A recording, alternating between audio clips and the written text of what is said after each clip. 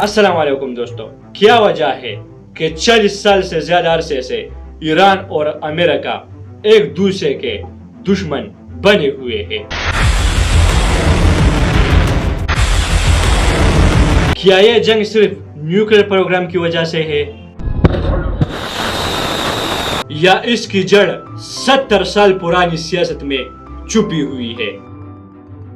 آج ہم پوری کہانی شروع سے لے کر آخر تک ڈیٹیل سے ایکسپلین کریں گے۔ 1950 میں ایران کا پرائم منسٹر تھے محمد مصدق۔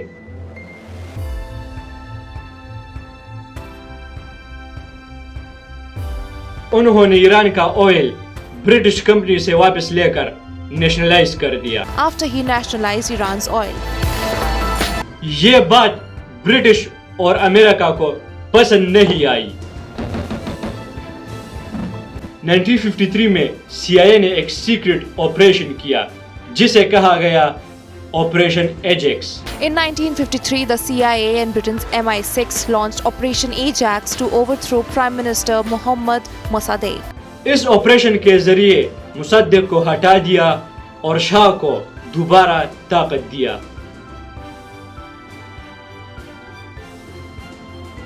ایران کے لوگوں کو لگا کہ امریکہ نے ہمارے ملک میں مداخلت کی، یہاں سے نفرت کی بنیاد رکھی گئی۔ The news spread with the speed of the human shout. Shah Farari Shodeh, the people cried. The Shah has escaped. شاہ نے ایران کو ماڈرن بنانے کی کوشش کی، مگر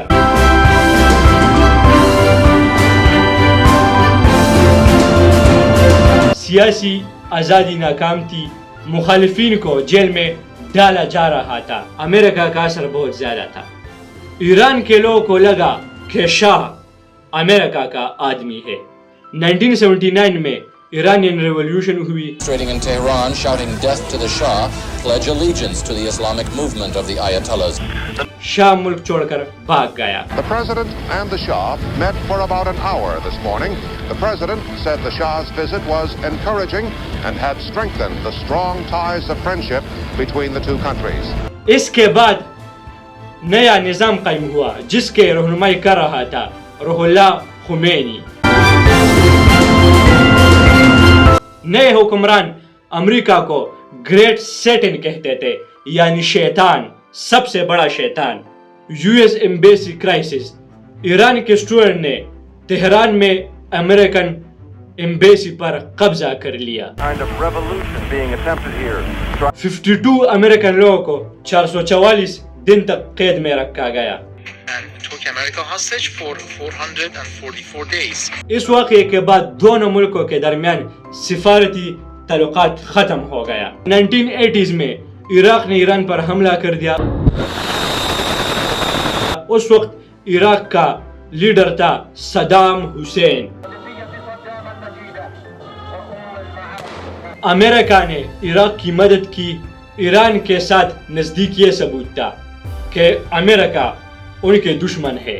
2000 کے بعد امریکہ نے ایران پر ایک الزام لگایا کہ یہ نیوکلیئر ویپن بنانا چاہتے ہیں۔ ایران کہتا ہے کہ اس کا نیوکلیئر پروگرام صرف انرجی کے لیے ہے۔ 2015 میں ایک نیوکلیئر پلان ہوئی جسے کہا جاتا ہے joint comprehensive plan of action, مگر 2018 میں امریکہ نے اس ڈیل سے نکال کر 12 سینکشنز لگا دیے۔ اس سے ایران کی اکانومی بہت متاثر ہوئی۔ مڈل ایسٹ پروکسی وار، ایران پر الزام ہے کہ وہ گروپس کی مدد کرتی ہے جیسے حزب اللہ اور حماس۔ امریکہ ان گروپس کو اپنی الائز کے لیے خطرہ سمجھتے ہیں، اس وجہ سے سیریا، عراق اور یمن میں انڈائریکٹ ٹینشن رہتی ہے۔ جنوری 2020 میں امریکہ نے بغداد میں ڈرون سٹرائک کی۔ Tonight, a vehicle in flames in the Iraqi capital. A US strike. اس سٹرائک میں ایران کے ٹاپ کمانڈر قاسم سلیمانی شہید ہو گئے۔ Qasem Soleimani, the mastermind behind the Iranian military strategy abroad and the commander of the elite Quds Force branch of the Iranian Revolutionary Guard Corps, is dead. The US says the drone strikes targeted Soleimani's convoy as he was leaving the Baghdad International Airport. یہ واقعہ دونوں ملکوں کے درمیان جنگ کے قریب سب سے بڑا موومنٹ تھا۔ ایران نے جواب میں امریکن بیسز پر میزائلز فائر کیے.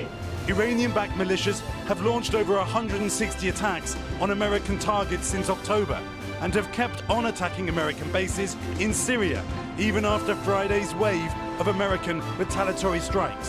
آج کی سچویشن آج بھی امریکہ ایران پر سینکشن لگا رہا ہے. نیوکلیئر پروگرام پر ٹینشن جاری ہے. ڈائریکٹ وار نہیں مگر ٹینشن ہائی ہے. دونوں ملک سیدھی جنگ سے بچنے کی کوشش کرتے ہیں کیونکہ اگر فل وار ہوئی تو پورا مڈل ایسٹ اور آئل سسٹم ہل سکتا ہے. اصل وجہ کیا ہے؟ 1953 کا کوپ, 1979 revolution, nuclear issue, regional power struggle, ideological difference. یہ صرف ایک مسئلہ نہیں, یہ 70 سال پرانی کہانی ہے. جزاک اللہ.